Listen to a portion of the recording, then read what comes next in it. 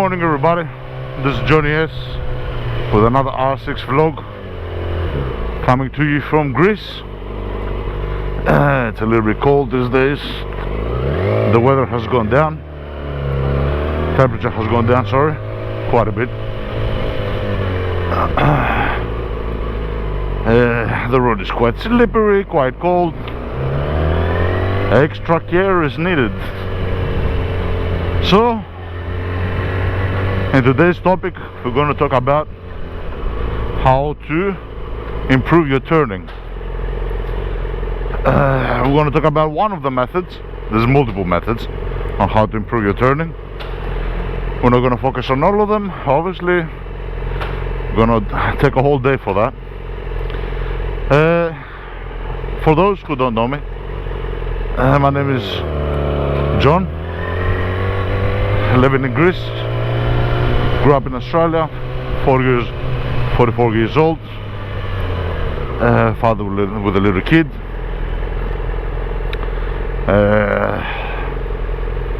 And we're on top of a Yamaha R6 2006 moto, and we're doing YouTube videos of general content, meaning some things about bikes, some things about social issues, psychological issues and so forth, in order for me not to take too much of your time and keep the video as short as possible so it's not boring. We'll try to get straight into the topic. One of the important components which dictates how you turn, and not only turning, but you know, turning is the most evident component, let's say, of this. But you know, this will make you in general a better driver. So I don't know what I'm going to call the video, exactly the title, but you know, you get the concept. So one of the biggest components is vision. Vision meaning where you look as you drive your bike. I know that it might seem a little bit simple, a little bit silly, and a little bit of whatever. Obviously these things do play a huge role when it comes to taking your bike to the track. You know, whatever you do on the road, on the track, it's intensified, let's say, but they are also relevant on your daily driving. So there are a couple of things that you should not do when we're talking about looking ahead, what you look at, how you look at things and so forth while you're driving a motorcycle. And there's a couple of things that you should try to do. Some of this might, you know, some of these things might come naturally, some of them will come a little bit unnaturally, let's say, and I'll try to explain which is where and why this is the case at each point of time. So there's a reason behind why things are the way they are, and I'll try to get to it. Luckily I don't think it's a lot windy today, so hopefully you'll hear me better. And give me a second to go through the toll gates and we'll continue. And we're back. It is wet, not very wet. This side of the road is wet, that side of the road is dry. So I'm guessing it might have rained a little bit, and wherever the sun hits, it's dried off a bit. So we'll take it more relaxed. There's no reason for us to go spastic. Yeah, vision is one of the most important things. If you think about it, I'll put it in another way. What determines your responses, besides feeling the bike, your physical, let's say, thing,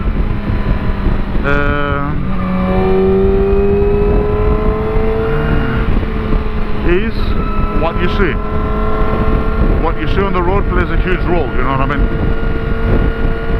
It's what determines how you're going to respond to things, most of the things. Obviously your steering and your handling of the bike, and when something goes, let's say, strange, it's more of a physical touch. But one of the senses, the most important senses, is also your vision. Yeah, it is slippery. I just went over those lines there and the back shifted. So we're going to start with a couple of things to avoid whilst you're looking up ahead on your bike, just like I am doing now. And I might show some of this. I don't know if it's going to be easy to be seen or for me to explain, but you know, we'll try to. So one of the things to avoid is what is called target fixation. There's a couple of cars up ahead of me, just like this taxi driver, and you're fixating on what he's doing, you know what I mean? Whilst you've got somebody in front of you, and let's say you're fixating on him, and he takes a wider turn, or he takes a shorter turn, and it can be a bike, it can be a car, it can be many things. You tend to subconsciously follow him, follow his line, his driving line, you know what I mean? And that is something that is not good, because you don't know how he's taking the turn, if he's taking the turn properly, and so forth. Target fixation is also something which is not necessarily on a vehicle in front of you, but it can be on a specific thing. Sometimes things on the road grab our attention. It can be a sign, a very vivid sign, let's say, or something, and you focusing on that is going to make you go towards where you're looking. So that's another rule that, you know, most bikers do know about. You go where you look. Therefore, if you're fixated on, let's say, something which grabs your attention, that can lead you to go off track. Another thing is overly being afraid of a specific thing, which again, subconsciously, it makes you focus, let's say, on a specific thing. So let's say I'm taking a left turn like this, and I am worried that I don't want to go wide. We'll do it on the next turn. So let's say I am taking this right turn, and I'm worried that I don't want to go wide. My mind is thinking about the fucking cement on the left hand side. So as I'm taking the turn, if I am thinking about that, I am subconsciously looking or focusing, let's say, at that. You know what I mean? So it's like I might be looking like that, but subconsciously my head is drifting this way, and you don't want that. You want your head to be this way. You know what I mean? You can stay straight and your eyes look that way or that way without moving your head. So if I take a turn, I can be literally stationary. My head is like that. I can see where I'm going. I am looking up ahead. I don't have to turn my head. But when you turn your head towards the direction, you force yourself, let's say. I mean, now to me what I did was unnatural. It felt weird. When you turn your head, so you're getting ready for a left turn, okay? When you turn your head this way, you also help your body placement. So you're moving your head. I know that I can see if I'm like this, but you move your head like this because your shoulders also move. You see what I'm saying? So because you move your head like that, you don't have to go spastic like this, just like that. You move your shoulders. So your whole body facing, and your head also are facing towards the direction that you want to go. That's much more safer, and it will help you a lot, and also dictate where you will go. So that's one of the things to avoid: target fixation, not having the right composure, both head movement and eye fixation, or subconsciously worrying too much about a specific element. That can cause you to subconsciously, even if you're not facing it, to have your mind at it and lose focus of other things. You know what I mean?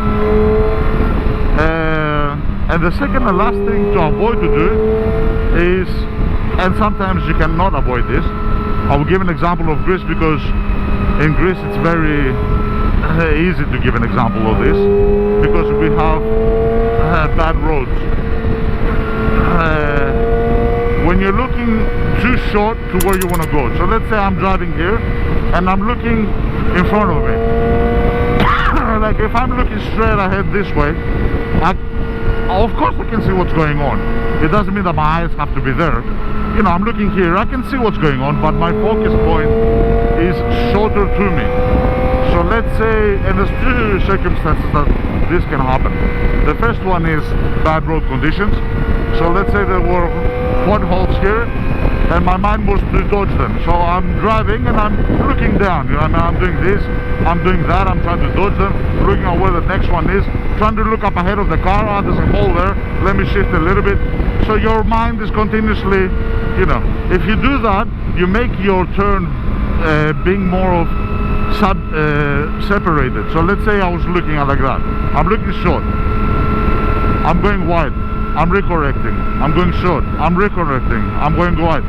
Why? Because my distance of view is very short, it's very close to me. So when I'm looking at something close, like on this turn like that, I'm aiming for that. When I change my focus a little bit more down, I'm recorrecting, recorrecting, recorrecting, recorrecting. That gradual steps in your driving, usually you can tell from other guys as well when they drive, and this is how I identified that I was doing it as well. I was taking turns, and instead of looking there and going smooth, like look at this now, I know where I'm gonna go out. I'm gonna go out here, you know what I mean? Because I was looking up ahead and understanding the angle. When you're not doing that, like the next one, let's say I'm looking close to me here,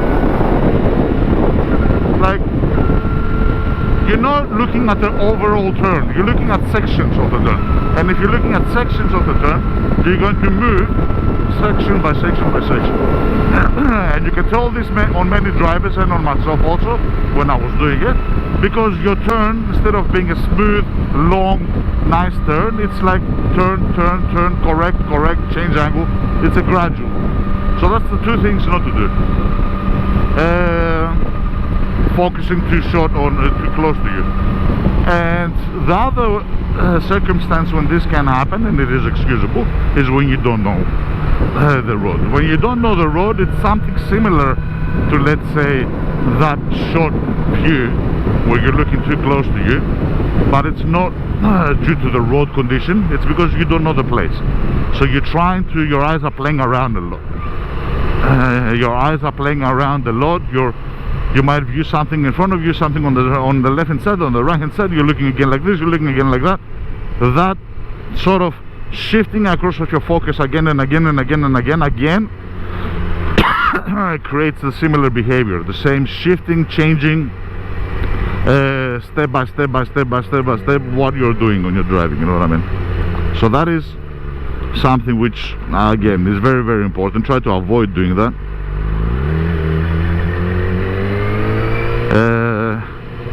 Because it is going to cause an issue, you know what I mean?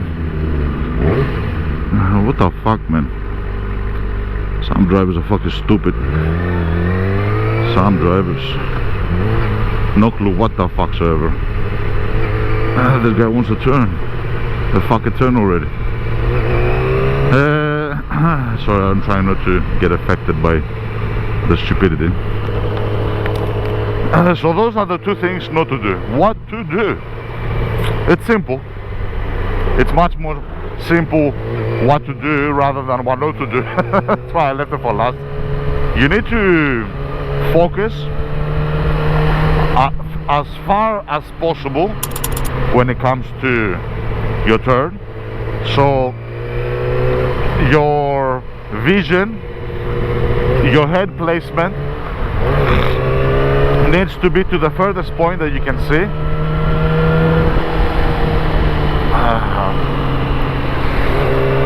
Needs to be to the furthest point that you can see.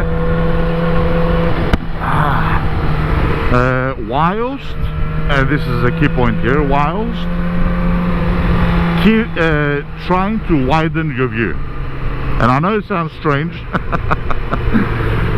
Try to widen your view can also be called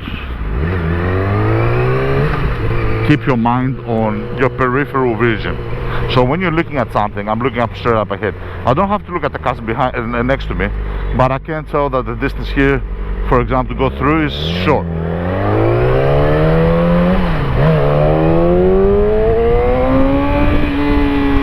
You know what I mean? So you don't need to look up ahead. You don't need to focus on the thing which is next to you, but you can tell what's going on. You don't need to focus on what's going on. You don't look at this car, but you know that there's a blue car next to me now. You know what I mean? I'm looking straight up ahead, but I can see there's white car. There's a bike coming. I'm not going to look at the bike. So that is what I mean by widen your vision. Keep your mind on things which are happening outside of your focal point, which your focal point is trying to be as far as possible, as far as you can see. You know what I mean? I'm not talking about there's a turn here and you're looking at the fucking 3 turns up ahead. Yeah, don't go spastic. There needs to be a measure in everything, you know what I mean? So I'm not talking about this type of, let's say, looking up ahead. I'm just talking about looking a little bit ahead from what you're used to, because people used to tend to, because of the things that I described, the road conditions, not knowing a road, they tend to shorten the view range, you know what I mean? And in such cases, I will say it's going to cause you driving mishaps and not having such a smooth understanding of where you're going, direction. It's going to break the smoothness of your line. So I will say, when you're looking up ahead, try to look a little bit more ahead. So if you think about your vision, I might do some overlays and stuff, I don't know, we'll see how we go editing wise. If you think about your focal point as a little square, let's say, in front of you, try to have that square look up ahead more and widen it a little bit. I don't know if that makes sense. Yeah, it's hilarious.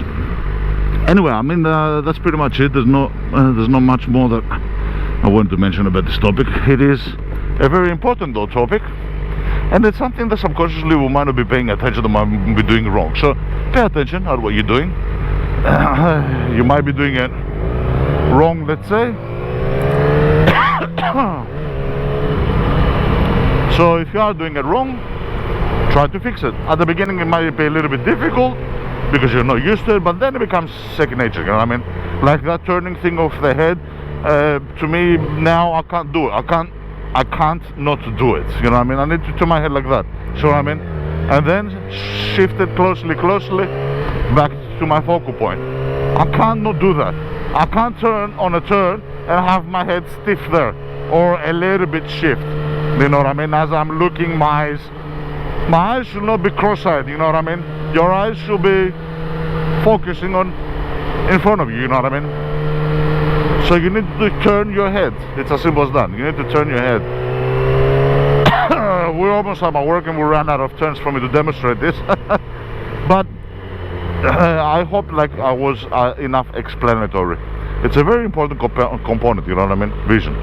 I don't want to put a percentage to it, but it is quite a huge percentage when it comes to reacting to things, when it comes to determining your bike path, route, and so forth. And like I said, you know, on the track obviously everything is intensified, but that does not mean that it's not usable on the road. So yeah, that's about it, guys.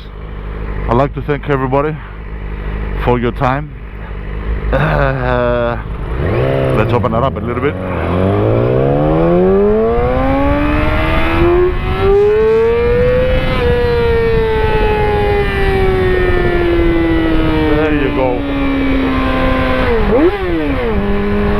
So like I said, guys, I had to do that before we close the video. I'm driving a lot like a sissy now because of the weather and everything. Anyway, I hope you have a great, nice day. Stay safe always, and we'll talk soon, guys. We'll talk soon. Bye bye.